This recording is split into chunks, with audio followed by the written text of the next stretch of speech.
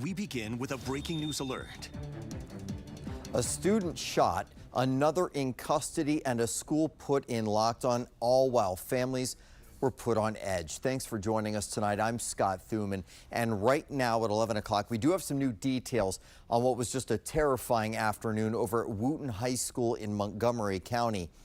Our Christian Flores with what we know tonight about the victim and the suspect.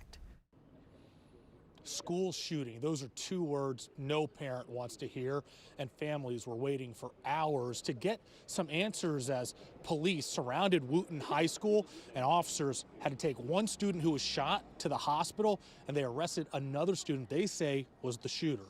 Terrifying as a parent to be in this situation. Parents were overtaken by anxiety after getting that phone call they hope they never get. A shooting inside their children's school. They were blocked off by the officers securing the scene, but were constantly texting with their children who were locked down inside classrooms. She is right now in her AP Gov class and just hunkering down with the kids in there. You're still stressed because you know someone got shot at the school, and it sounds like a student, and that's very upsetting. When officers arrived, they found one student in the hallway with a gunshot wound. That student is in the hospital and is stable. Soon after, officers arrested another student near the high school who they believe pulled the trigger. Over the last few years, with shootings becoming more prevalent around the country, it is absolutely a parent's worst nightmare. The victim and suspect are both 16-year-old boys, but police officials did not have a motive. They did not even have a weapon. A firearm has not yet been recovered. We still have a lot of work to do. Our detectives will be working throughout the night. Police said there was another unfortunate factor at the time. The Rockville City Police Department has a community engagement officer assigned to Wootton High School. During the time of the shooting, that officer was attending to an issue at Lakewood Elementary School. How did this person get into the school with a gun? Christian Flores, 7 News. Some parents telling us tonight they were frustrated with just how long it took to get to their kids. And a viewer sent us this video of a long line of cars waiting at the reunification spot, which was Robert Frost Middle School, less than a mile from Wootton.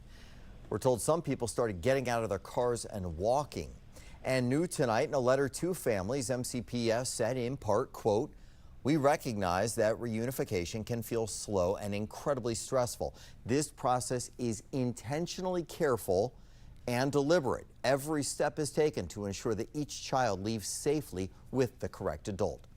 Our 7 News I-team recently asked Montgomery County Public Schools about their safety policies, specifically if they use security screening devices like metal detectors.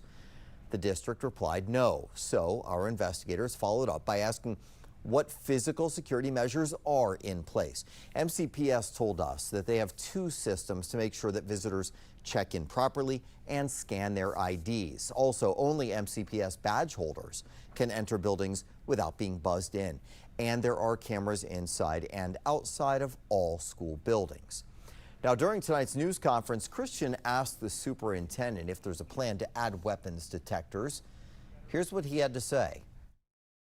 We have looked at weapons detection systems.